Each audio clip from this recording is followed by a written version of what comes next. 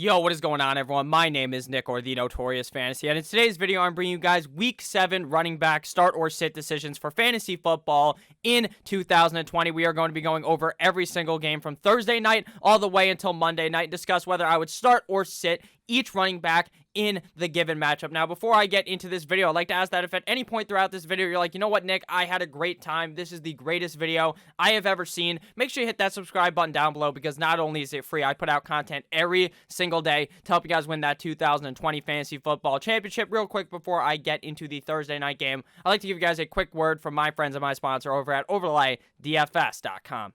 OverlayDFS.com also offers something different than the matchup shop. This is the Week 7 shootout under the progressive games. It is very simple. All you have to do is pick 5 player versus player matchups. Who scores more fantasy points, Matt Ryan or Drew Brees, Big Ben or Ryan Tannehill, so on and so forth, and then order them in order of importance and how good you think they are going to do, because if the guy's at the top at 5, you get the most points, lowest at 1, you'd get the most points for that being correct. So you want to make sure the one you're least confident in is at the bottom. It's very simple. You can make a whole lot of money out of this. This is an $11 entry one, but there's entries at every single price. First place gets $500 and top 10% wins $50. So make sure you guys check this out. OverlayDFS.com. Link down below in the description. And we are back. Make sure you guys check that out. Let's get right into it. Week 7 running back start or sits. We begin with the Thursday night snooze fest of the New York Football Giants at the Philadelphia Eagles. Now, for the running back game, this is also going to be a snooze fest with Miles Sanders likely missing Thursday night.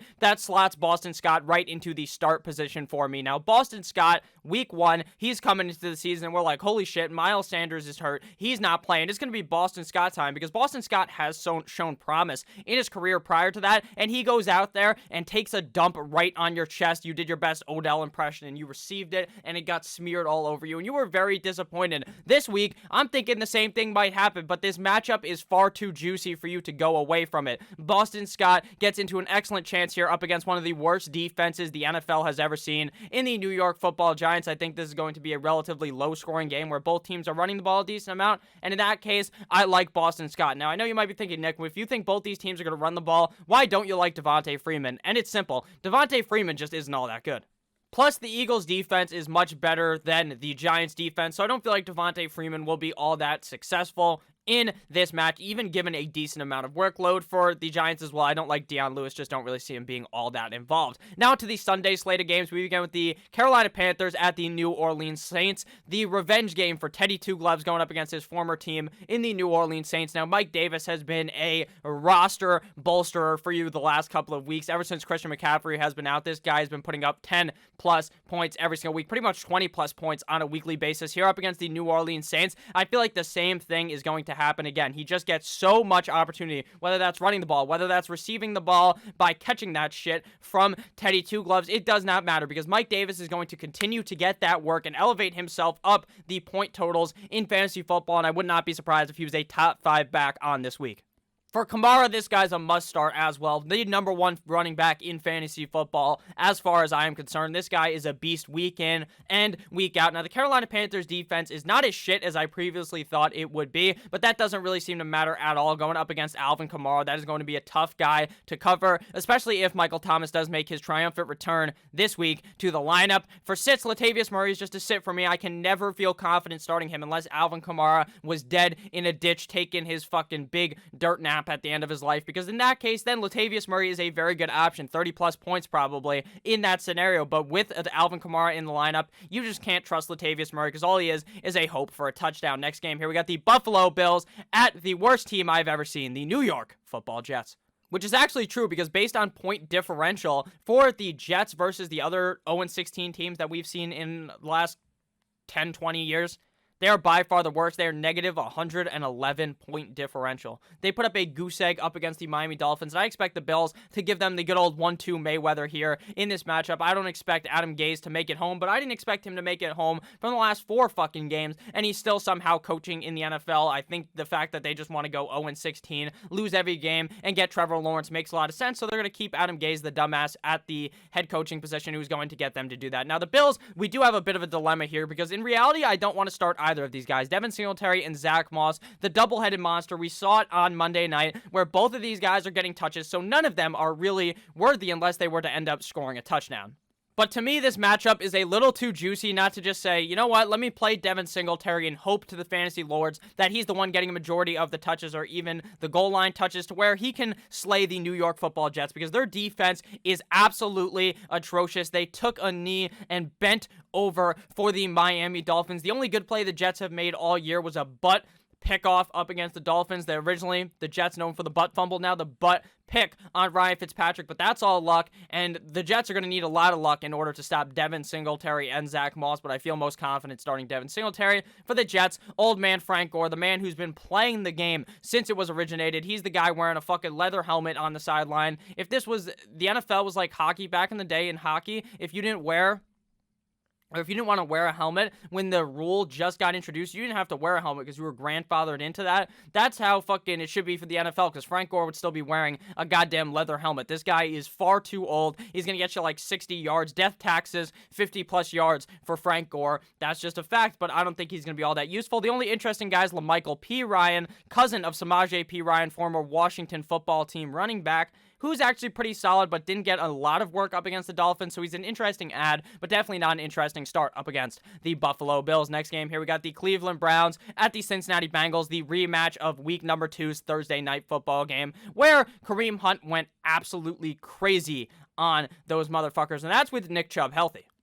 And Kareem Hunt in this one is going to do the exact same thing, except for it's going to be all game long. He's going to give a nice public beheading to the Bengals defense via his hands. Kareem Hunt's going to hit him real bad. This is going to be a murder O.J. Simpson style at the hands of Kareem Hunt. I love this game for Kareem. I think he goes ahead and beats the shit out of the Cincinnati Bengals for Joe Mixon. He's been, obviously had that one big game a couple of weeks ago, and then he's kind of tailed off, but he hasn't tailed off into like where he's shit, right? Where he scores like 6 points. He's probably going to get around 15 points in this game. He didn't do too hot up against the Browns the first time they played, but I think this is a much better Cincinnati team than we saw week 2 due to Joe Burrow's development as the season has gone on. I think Joe Mixon is definitely worthy of a start in this matchup for the Browns, I should say. D'Ernest Johnson, kind of a failed experiment. We thought he would get a lot more usage, or I personally thought he would get a decent amount of usage with Chubb going down, but in reality, it's really just a workhorse role for Kareem Hunt. Next game here, we got the worst team in the NFL, the Dallas Cowboys, going up against the Washington football team.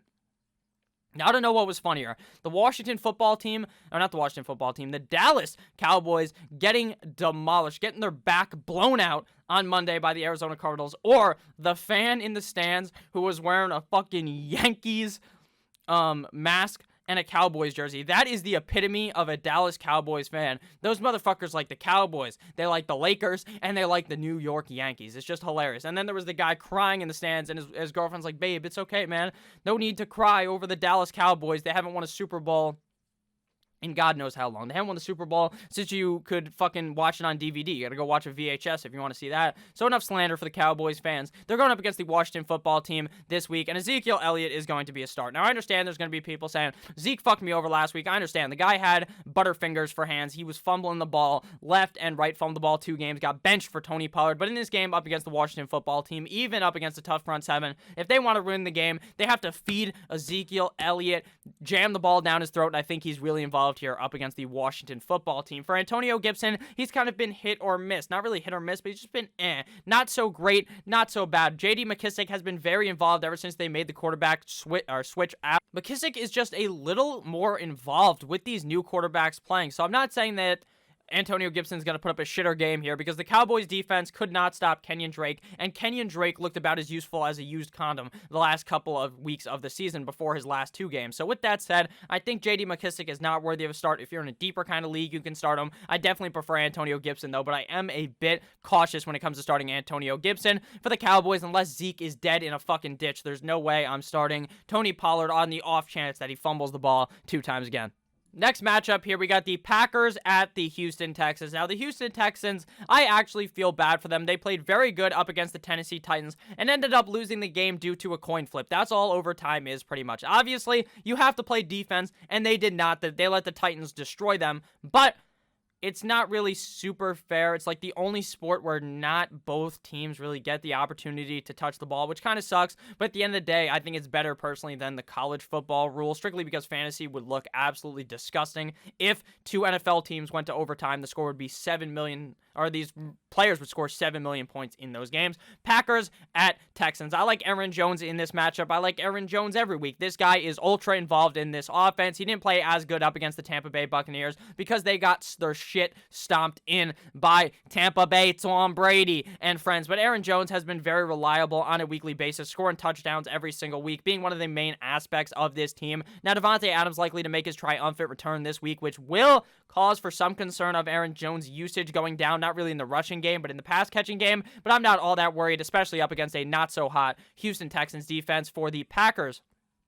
Or for the Texans, I should say. I like David Johnson. Shout out to the fantasy footballers. David Johnson has been all right this season up against the Packers. I don't expect something big, but we saw Ronald Jones look pretty good against them last week, and with the new coach of them maybe understanding how to fucking run the ball correctly in Houston, I think David Johnson's going to be a lot more safe now without Bill O'Brien. For the Packers, A.J. Dillon's going to be a sit until Aaron Jones was to go down. I don't feel comfortable starting him. Same thing goes with David Johnson. I just don't think, or with Duke Johnson, I just don't think the Johnson & Johnson backfield is good enough to start both of them on a weekly basis. Now we are on to the Lions at the Atlanta Falcons. The Falcons finally eat a W last week. They finally win a fucking game. Hallelujah. It's raining men. They finally win a game. And Todd Gurley didn't play all that great in that game, but he's a very safe play on a weekly basis. 10 plus half PPR or full PPR points on a weekly basis.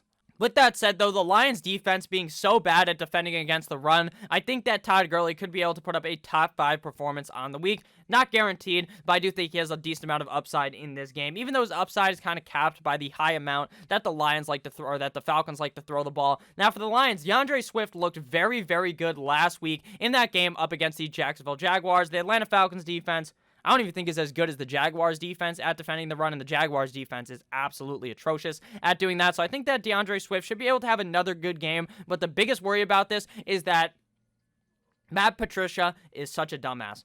One week, it's this guy. Next week, it's this guy. The next week, it's this guy. And it's very confusing how to figure out which running back you want to start on a weekly basis. But DeAndre Swift has been on a roll of actually playing well the last couple of weeks. So I'm going to fire him out here up against the Atlanta Falcons and pray to the fantasy football heavens that we don't get fucked over by the fact that that pencil in the ear, dumbass bastard Matt Patricia decides to give Kerryon Johnson 7,000 touches. Speaking of Kerryon Johnson, he's a sit, as well as Adrian Peterson. Next game here, we got the Steelers at the Les Titans. If you guys have ended up enjoying this video thus far, please make sure to hit that subscribe button down below. Even against the Titans, James Conner is a must-start running back on a weekly basis. He is just so involved in this Steelers offense. They really use a workhorse back on a weekly basis. They never really stray away from James Conner unless he's to get hurt to use any other back on the field. So I think James Conner has a pretty solid game here up against the Titans. Derrick Henry absolutely manhandled the Houston Texans last week. He gave them the slap in the face. He gave them the front hand, backhand, front hand, backhand. He slapped them like 9,000 times right in the face, bent them over on live TV, and inserted his penis right into that Houston defense's ass without the use of any lube. And that's what's going to be happening on a weekly basis for Derrick Henry. This guy is simply built different. He is actually only like 6'2" or something I read. I thought he was at least like 6'9". I think he was rivaling Shaq with how big this guy looks on the field. He just makes any defender trying to tackle him look like a fucking 7-year-old.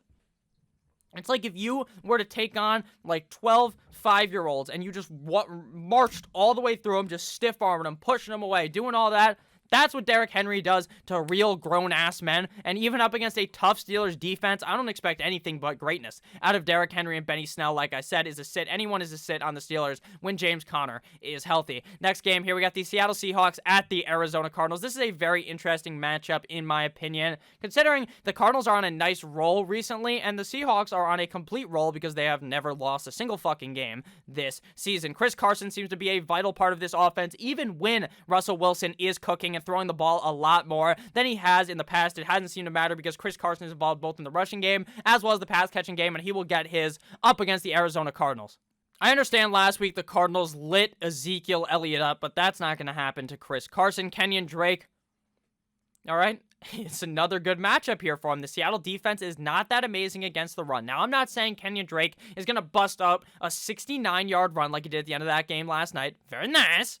I'm not saying he's going to rush for a zillion yards again, but I do think he's been a pretty safe option the last couple of weeks. I don't expect a humongous big game out of him this week, but I do think he'll play pretty solid. And Chase Edmonds, I guess I'm just wrong about him. I guess you just can't start him because you don't understand Not that you don't understand, it's that we don't understand as the fucking fantasy people, as NFL people, just looking at this as a whole. There's no way to read on a weekly basis if Chase Edmonds is going to be starting or not. It's like a book in a different language. Meanwhile, for the Seattle Seahawks, it's a book in English. It's fucking Dr. Seuss, start Chris Carson. The fucking Cardinals book is in hieroglyphics. Next game here, we got the Chiefs at the Denver Broncos, and while the Broncos ended up winning last week up against the New England Patriots, I expect them to get railroaded in this game. But no ifs, ands, or buts like Miley Cyrus. But Phillip Lindsay did look good in that game, even up against the Patriots' tough defense. Now, he is a start for me if Melvin Gordon is out. Now, Melvin Gordon had an illness. Motherfucker, I'm ill, not sick. Shout out to Lil Wayne.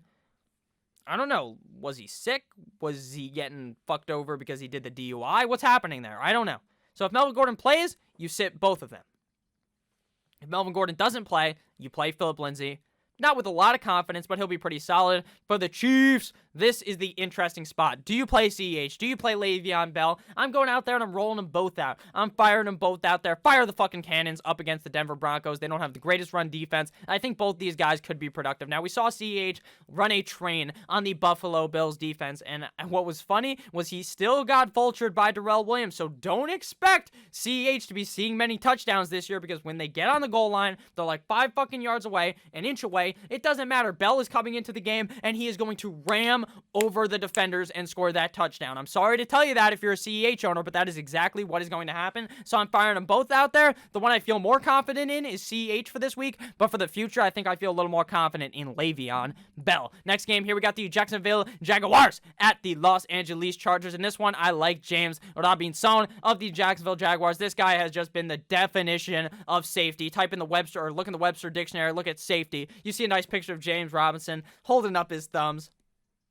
Very nice for James Robinson. He's been very good. The Chargers defense is a little tough, so don't expect an amazing game, but definitely a safe one out of him, because Minshew loves to dump the ball off to him. For the Chargers, it is very hit or miss. If I was to start one, I'd start Joshua Kelly, but Justin Jackson went absolutely crazy up against the New Orleans Saints 2 weeks ago before their bye, so there's really no way to understand this situation. So my best understanding is to just stay away from it. That's just how I feel about it. I would start Josh Kelly, though, if I had both of them and needed to start them. Next game here, we got the San Francisco 49ers at the New England Deflatriots. And in this one, I like Jerick McKinnon. Now, it appears that Raheem Mostert is going to be out for multiple weeks, going on to the IR with that injury. Now, reports can change. The guy can magically be healthy to go up against the Patriots on Sunday.